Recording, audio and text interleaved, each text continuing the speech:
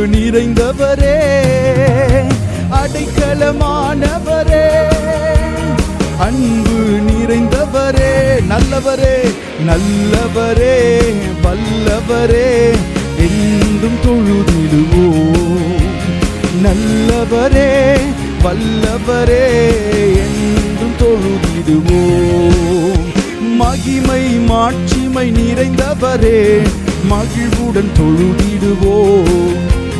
மகிமை மாட்சிமை நிறைந்தவரே, மகிழ்வுடன் தொழுதிடு. பரிசுத்த தேவன், ஓ பரிசுத்த தேவனம்